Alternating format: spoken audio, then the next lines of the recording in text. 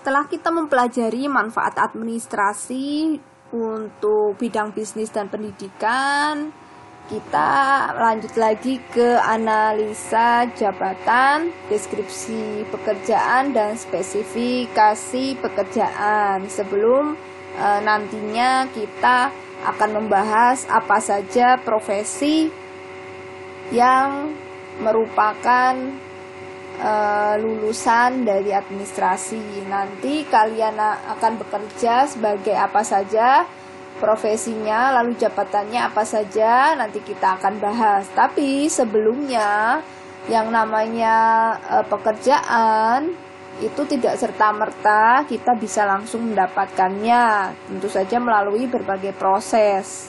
Proses tersebut disebut dengan proses rekrutmen. Namun dalam perusahaan yang namanya proses rekrutmen itu membutuhkan proses lagi sebelumnya yang kita sebut dengan analisa jabatan. Fungsi dari analisa jabatan ini apa? Pengertiannya seperti apa analisa jabatan? Jadi analisa jabatan ini adalah sebuah proses untuk mempelajari dan mengumpulkan berbagai informasi yang terkait dengan deskripsi pekerjaan dan spesifikasi pekerjaan. Jadi deskripsi pekerjaan ini apa? Deskripsi pekerjaan ini adalah apa saja tugas-tugas, tanggung jawab, wewenang, fungsi dan kondisi kerja yang harus dimiliki, yang harus dilakukan oleh seseorang atau profesi seseorang. Jadi dalam analisa jabatan nanti menentukan orang tersebut akan menduduki jabatan apa, pekerjaannya apa saja, tanggung jawabnya bagaimana, kondisi kerjanya seperti apa, dan aspek-aspek pekerjaan yang meliputi pekerjaan tersebut apa saja. Ini yang disebut dengan deskripsi jabatan. Lalu juga analisanya meliputi apa saja keterampilan, keahlian, serta kompetensi yang dimiliki oleh si pelamar. Jadi ini yang dimaksud dengan spesifikasi pekerjaan, yaitu kumpulan bagaimana kemampuan serta kompetensi dan keahlian yang harus dimiliki untuk bisa mengemban tanggung jawab dan wewenang pekerjaan yang diberikan. Jadi analisa jabatan inilah nanti yang akan menjadi dasar sebuah rekrutmen pekerjaan. Contohnya seperti ini. Ada suatu rapat untuk menentukan beban kerja dan analisa kerja seorang pegawai baru. Kita akan melakukan rekrutmen baru untuk asisten manajer. Apa saja deskripsi pekerjaan yang harus dilakukan oleh asisten manajer? Banyak, misalnya membuat presentasi untuk rapat, menyiapkan data untuk negosiasi, juga membuat beberapa laporan kegiatan, ya. Itu yang dimaksud dengan deskripsi. Lalu apa saja spesifikasi yang harus dimiliki, apa saja kemampuan yang harus dimiliki si pelamar ini agar bisa melakukan tugas-tugas tadi, yaitu tugas-tugas sekretaris, ya, yang seperti membuat presentasi, mengolah data, lalu membuat laporan, ya, dan bisa berkomunikasi dengan klien gitu. Lalu apa saja spesifikasinya yang diminta dari sekretaris, ya. Kalau dalam lowongan pekerjaan ini kalian bisa lihat, yaitu di bagian kualifikasi requirement. Pertama, harus pendidikan minimal bidangnya apa yang diinginkan. Apabila sekretaris bisa dari berbagai ilmu atau dari jurusan sekretaris. Yang kedua, bisa yang berpengalaman untuk bidang tertentu. Lalu ada juga harus menguasai bahasa asing, misalnya Inggris dan bahasa Mandarin, baik tulis maupun secara lisan, serta memiliki berbagai karakter tertentu, ya, misalnya gigih bekerja, percaya diri, kreatif, dan memiliki analisis yang baik. Nah, ini yang dimaksud dengan spesifikasi pekerjaan. Baik, setelah kita dapatkan lulusan dari sekretaris ini, inilah yang disebut dengan profesi. Lalu apa saja? Ini yang ditunggu-tunggu ya, profesi bidang administrasi. Profesi bidang administrasi ini yang sangat terkenal ya, yang kita semua sudah ketahui. Rata-rata lulusan administrasi mau jadi apa? Yang paling sering banyak terjadi adalah menjadi seorang sekretaris begitu. Nah, sekretaris memiliki 8 jenis tugas. Yang pertama disebut dengan tugas rutin. Tugas rutin. Nah, tugas rutin ini adalah yang dikerjakan setiap hari tanpa harus mendapatkan perintah dari pimpinan. Tugasnya adalah membuka surat, menerima tamu, menerima telepon, menyiapkan arsip, dan menyusun jadwal kegiatan dari pimpinan. Apabila pimpinan itu meminta di awal ya, sesuai kesepakatan bahwa setiap seminggu sekali harus membuat jadwal pimpinan. Tapi bila di kesepakatan awal tidak merupakan tugas pokok, misalnya itu tidak masalah, tapi biasanya menyiapkan jadwal untuk pimpinan. Lalu yang dimaksud dengan tugas khusus adalah tugas yang diperintahkan langsung oleh pimpinan, tapi penyelesaiannya juga secara khusus ya, sebab ada unsur kepercayaan karena sekretaris itu diharapkan juga mampu menyimpan rahasia perusahaan. Biasanya surat-surat ya, berkaitan dengan mengkonsep surat perjanjian kerjasama dengan relasi yang berada di instansi luar perusahaan yang sifatnya rahasia atau confidential. Jadi nanti kalau kalian menerima sebuah perintah dan isi suratnya ada tulisan confidential ya, ini artinya rahasia. Lalu menyusun acara pertemuan bisnis begitu. Juga membeli kado atau souvenir cenderamata untuk tamu yang datang ke perusahaan. Itu yang dimaksud dengan tugas khusus. Lalu apa yang dimaksud dengan tugas istimewa?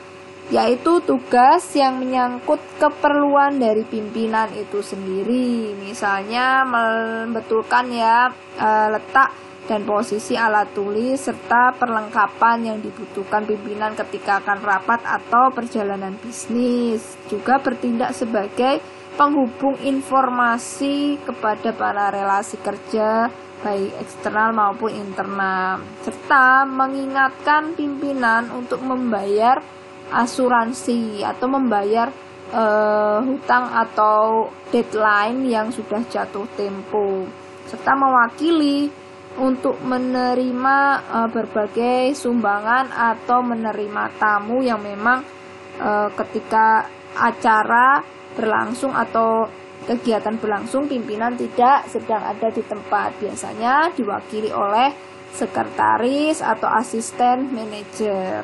Lalu ada juga yang termasuk tugas istimewa ya, yaitu menghadiri berbagai rapat dinas selama mendampingi pimpinan ketika mengadakan pertemuan bisnis, untuk mencatat jalannya rapat, menjadi notulen, bahkan menjadi moderator atau bahkan yang menerangkan menggantikan pimpinan. Dan yang terakhir, melakukan pemeriksaan peralatan kantor. Ini merupakan juga tugas istimewa dari sekretaris, yaitu memperbaiki peralatan kantor dan tadi yang dimaksud sarana ya. Apabila ada masalah dengan komputernya gitu, terkadang kita yang harus menelpon bagian teknisi yang ada di kantor. Pada masalah dengan wifi, kita yang akan menelpon ya, yang kita segera mencari bantuan. Lalu masuk ke tugas sosial. Nah, tugas sosial sekretaris ini biasanya adalah mengatur penyelenggaraan sebuah acara gitu ya, atau pertemuan yang ada di kantor. Bisa jadi sebuah farewell atau pesta perpisahan, misal manajer yang akan berpindah ke cabang kantor yang lain, atau acara kenaikan pangkat, acara untuk upacara atau party sudah berhasil mencapai target profit yang diinginkan, atau ada acara penyerahan atas prestasi kerja karyawan. Nah, ini biasanya sekretaris juga membantu menyiapkan acara tersebut.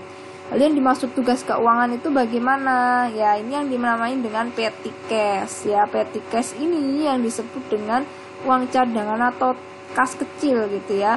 Nah, tugas keuangan ini meliputi apa saja bila sekretaris mendapatkan petty cash ya. Biasanya nih mengurusi keuangan pimpinan gitu ya, pimpinan.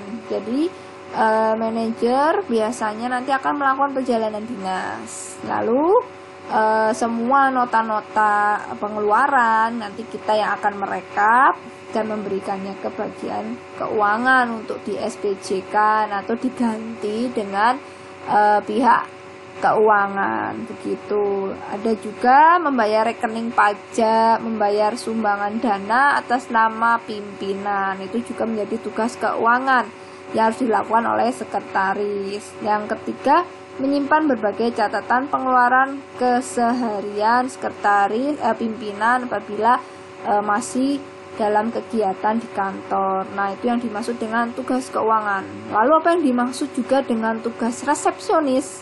Nah, tugas resepsionis ini ya seperti resepsionis, yaitu menerima menjawab telepon, mencatat pesan lewat telepon, begitu, serta menerima tamu, menjadwalkan pertemuan pimpinan dengan tamu yang nantinya akan datang ke kantor, serta mencatat berbagai janji ya yang sudah disepakati antara tamu dengan pimpinan, serta menyusun acara kerja dalam satu hari tersebut, yaitu acara kerja pimpinan. Misalnya pagi akan ada rapat, lalu siang misalnya ada kegiatan untuk menerima tamu, lalu mengadakan negosiasi dan sebagainya.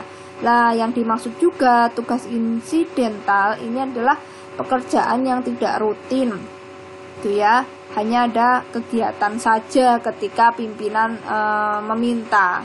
Contohnya menyiapkan laporan, menyiapkan agenda rapat dan pidato misalnya, atau pernyataan pimpinan ya, atau membuatkan ikhtisar atau inti dari hasil investigasi kita di lapangan. Misalnya kita mendampingi atau menjadi asisten manajer development itu ya, otomatis kita harus mengikuti manajer ke pabrik gitu. Lalu juga mengoreksi bahan-bahan atau cetakan atau laporan-laporan yang nantinya akan dipresentasikan oleh pimpinan, atau bahkan kita membuat presentasinya. Lalu pimpinan yang akan mempresentasikan dari hasil investigasi nanti di lapangan yang sudah dilakukan gitu, atau mewakili pimpinan mengikuti menggantikan pimpinan di berbagai acara pertemuan atau resepsi. Lalu ada juga nih tugas lain pimpinan, tugas lain dari sekretaris, yaitu ketika pertemuan bisnis atau bisnis meeting ya. Nah, di sini maksudnya adalah ketika acara pertemuan bisnis, tugas sekretaris itu memberikan suatu informasi gitu ya, yang memang kaitannya dengan bidang di mana dia berada. Apabila dia di bidang quality control, otomatis yang harus diberikan adalah informasi yang terkait dengan kontrol quality dari produk yang sudah dihasilkan. Juga menyimak kembali kemajuan-kemajuan progres yang sudah dilakukan bidang lain ketika itu memang dalam acara pertemuan bisnis ya, atau bisnis meeting. Lalu juga memecahkan sebuah masalah. Terkadang sekretaris itu menjadi penasihat bagi pimpinan ketika pimpinan akan mengambil suatu keputusan seperti itu. Juga menciptakan solusi-solusi yang baru. Nah, inilah yang cukup berat ya dan melelahkan. Ini butuh sebuah inovatif dan daya kreativitas serta critical thinking pada pribadi sekretaris.